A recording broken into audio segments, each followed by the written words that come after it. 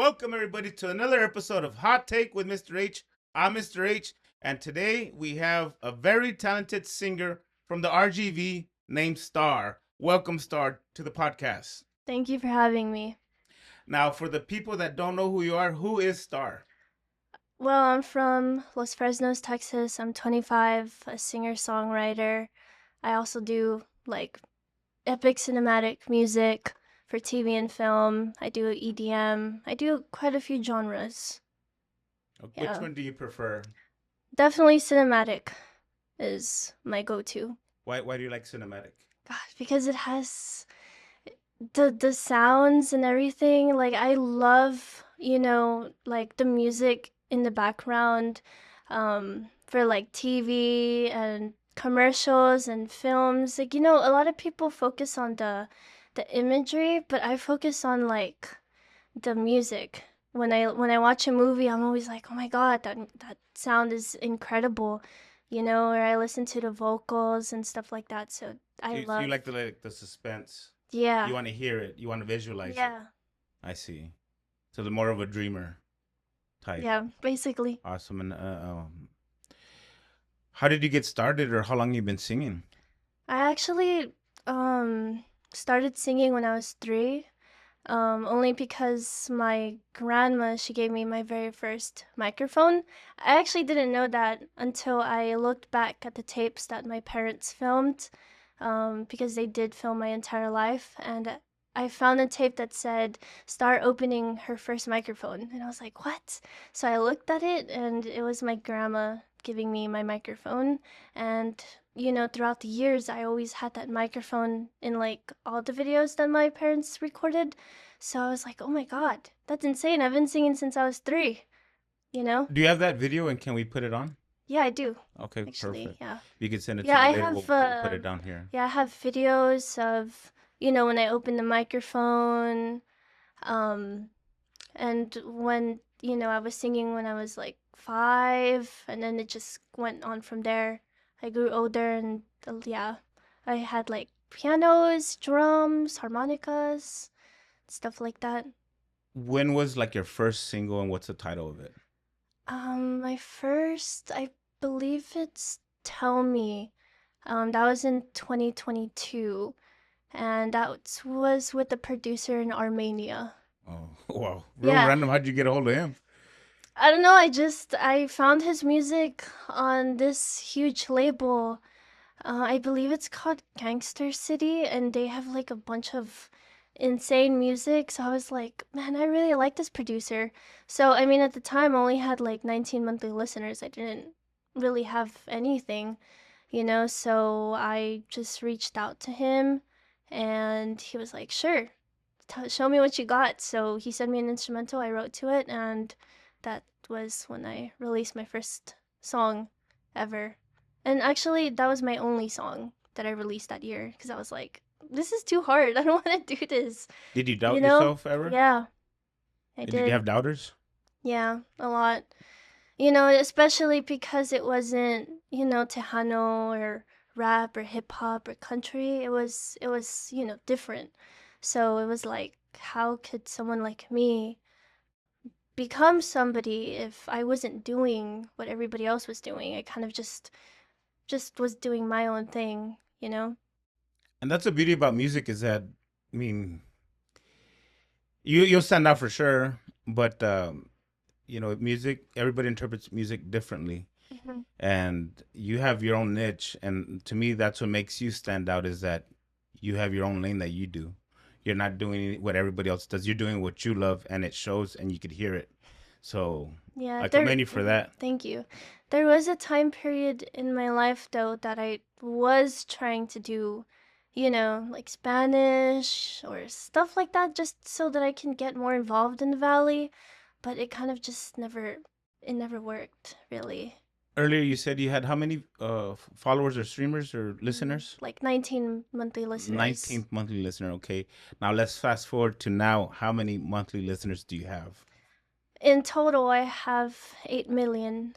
8 million guys. 8 million streamers a month, right? Well, not a month. That's the total audience. Okay, the At audience. one point, I did have 5 million a month. But now it's went down to 825,000. Exact numbers, guys. That's cool. Yeah. That's awesome. It usually rises up, like it's crazy because this week I could be at 800,000, but next week I could be at 1.1 million. It's just never, you can never tell because the algorithm, it kind of does it for you, you know? Absolutely, and you'll probably get more after watching people watching this podcast. Hopefully, y'all tune in and stream, show support, and love, guys. Listen to her. I mean, she has awesome music. Okay, let's talk about the number one song you have right now on Spotify. What's the name of it, It's Broken and Trust. how many follow or how many streams does it have? Spotify alone has 45 million streams. YouTube has about 14 million, and that's just on one video. And there's millions of other views with like lyric videos with the song. And then on TikTok, there's millions of views too for that song. How does that make you feel? God, it's incredible. It's shocking because I mean, I just randomly wrote that song and it just blew up. So, seeing people do dances to that song and do edits and stuff, it's crazy. It's surreal. And It's I was doing my homework, and you put that you record in your closet. Yeah, I recorded that in my closet. That's awesome. Yeah, because at the time I just had like a little Chromebook, and a $90 microphone. And that's that I recorded about 50, 60 songs before that song to blow up. Is there like a process that you go through when you record? Is there like a ritual or something that you do? This is crazy, but I have to be super exhausted in order for my brain to like, okay, I need to be working. Like it's odd because my body needs to want to shut down, but my brain for some odd reason doesn't. So that's kind of the best time when I work on music. So it's like random times, Yeah, like at night or in the morning. sometimes it could be in the morning. If I didn't get sleep the night before, the next morning it's like, okay, I really gotta work because my brain hasn't shut down. And then, sometimes it's at night. I can never work in the afternoon.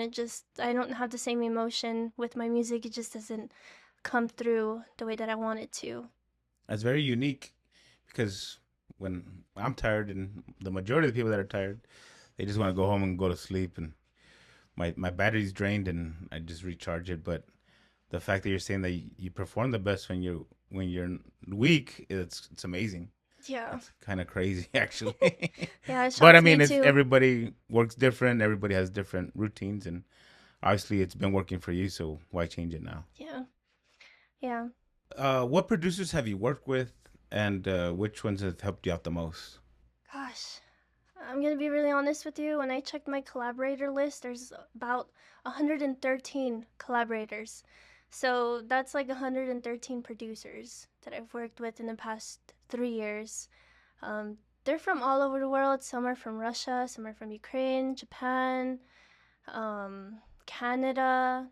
There's just so many, but I would say that there is one producer that I've loved working with, and his name is Tommy Prophet. Talk to us about Tommy Prophet. He is a Christian music producer. He's recorded for NF, the rapper. He's also recorded with Avril Lavigne, Billy Ray Cyrus, Sam Tenez, Danaj, Flurry, and Ruel. He's worked with amazing people. Um, And he does a lot of music for TV and film.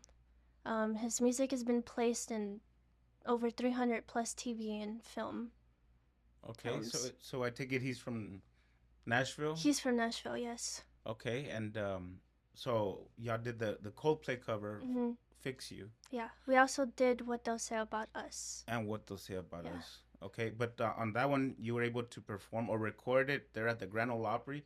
Talk to us about that. The Fix You one, man, that was insane because, I mean, the overall process to even get to the Opry was crazy to me because it was just a lot of back and forth emails, with Tommy, sending him so many songs. And then, he invited me to Nashville to go record in his studio, and one of the songs was Fix You. At the time, I didn't know what the song was, so he played it about 3 or 4 times, and I had to learn it on that spot, and he was like, he would tell me, like, if are you sure you want to do it, or stuff like that. But every opportunity that he threw at me, I took it, even if I had to scream my lungs out, in one of the songs. But he really loved that I kind of just was like, yes, yes, yes, I'll do it. I'll give it a shot. I'll record it. I'll do as many takes as you want. And I believe he saw something within me, something special, and he really wanted to bring that to light. And kind of never had a producer want to do that, so that was incredible. And it was an amazing opportunity to record at his studio because it was one of my dream studios. Um, but then I went home, and then a couple months later, he sent me a voice message, and he was like, "What do you think about performing Fix You at the Opry when I do my concert for Birth of a King?" And I was like, "What? That's insane." So I was like, "Yes, I'll do it." I was freaking out because I've never performed live in my life before. And yeah, I flew to Nashville in December, and by the time you knew it, I was mic'd up with my in-ears, and there's a whole choir and orchestra behind me, and then Stanaj shows up, and Tommy Prophet on the piano, and it was so surreal. And when I stepped foot on that stage, I felt God all around me, and I thanked him for giving me the strength to never give up on my dreams. And because he believed in me, I believed in me, my family believed in me, I was there in that moment. And it was an unforgettable, life changing experience for me. I think she's leaving a little bit out. I mean, she's playing it down, but I mean, that was like a massive production. There was, I don't know how many choir people were there. It looked like more than 100 people were there. There was 100 people in the choir, a 50-piece orchestra, and stuff like So it's that. very cinematic, and I saw the Yeah. video, and I mean, Yeah, we shot that in like about one take. in one take. Yeah. But you're dealing with professionals, so I was like, how am I even gonna look good? I didn't even know if I was singing, like, honestly, if I was doing it right, if I was giving a good stage performance. But when I saw the video, it was just like, oh my god, Yeah, it's very that's theatrical, insane, very cinematic for super sure. insane. But that right there, for that being your first video, that's not a bad start. Honestly, that's way Yeah, ahead of a lot of people. yeah, especially the Grand Opry. So that was the first time you performed live in front of audience. Hmm. For my viewers, would you be able to sing them something? Yeah, I can sing. Awesome, exclusive. Here first, guys. It's your, Okay, I can play it's it. all you. Yeah, you Okay. can play your song. It's tired now, lie down. I will be waiting to give you the good news. It might take patience, and when you wake Awesome. All right. up. Yes. Okay. You have such an angelic voice. Oh, thank Do you. you get that a lot? Yes, yes, I do. I always throw it around playing around, but like this time I mean it. Like when I hear somebody, like I use it like opposite. If somebody is horrible at singing, I'm like, Yeah. I'm being sarcastic, and I'll be like, oh, you have such an angelic voice. Oh. And they'll be like, oh, thank you. But me and my friends will be just cracking up, but like, you really do have an angelic voice. Oh, thank you. That is awesome. Fun fact: that song is actually I sang it because of my grandma. Okay. She passed away in December. So every time I sing it, I think about her. She's the one who gave me my very first microphone. So another reason why I do my music is because of her. And So you have a because, purpose on why you yes. sing. You don't just sing just to sing. You sing, and it comes from the heart, and you could tell and you could hear it, and that's what makes you stand out above the rest. Just want to take a quick minute, guys, to thank my sponsors. Got Prime Power Services. Thank you, Mr. Luis Villarreal, always supporting, always showing love, helping out the community. We have Arturo Galvez. Texas substation services and Broken Sprocket. But make sure to hit up the Broken Sprocket, guys. If you haven't been there, you're really missing out on a lot of fun. There's a lot of events. They got the biggest outdoor TV. Go check them out. And last but not least, guys, Sunglass Forum. They're always keeping me fresh. I'm probably their number one client, but now I'm not. Now they're my sponsors. Thank you so much, guys. These right here that I'm wearing, guys, is Tom Ford.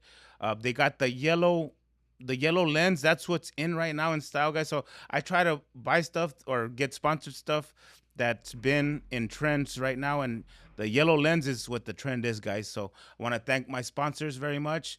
Thank y'all. All right. And so, yeah, a lot of people sing, but there's no passion or there's nothing. They're talking about material things or things that are irrelevant, but you Mhm. actually have a meaning behind it. And that's awesome. What's the number one track you have right now, Um, it would be Broken Trust. Brooke? And how many streams does that have? That has 45 million streams. How long has it been out? It released in September of 2023. Oh, so it's been Yeah, been out there for a minute. yeah, and it's still blowing up. It's just crazy. Now, what's crazy is your TikToks. I've heard a lot of songs from you, but I didn't even know it was you. And right now, I played it for my producers, and Hmm. they were like, "That's her." I'm like, "Yeah, that's Yeah, her." That's awesome. How did that even happen, or do people just randomly pick your song? I mean, for some odd reason, like I always tend to hear my music on TikTok. Um, it's been getting one of my songs has been getting played a lot in EDC, Las Vegas, Ultra Miami, and Tomorrowland Brazil, EDC Mexico, and so many other festivals. So What um, song is that? that's called Transgender. Transgender, and it's mysterious, and I guess because it's cinematic, like. Well, it's techno. Well, this is techno, but the way it Yeah, starts off, it's like mysterious, like the conspiracy theorists. yeah, That's what I yeah. see a lot of. They use it a lot They'll use it, on right? yeah. But I mean, this one's got tight beat, good energy.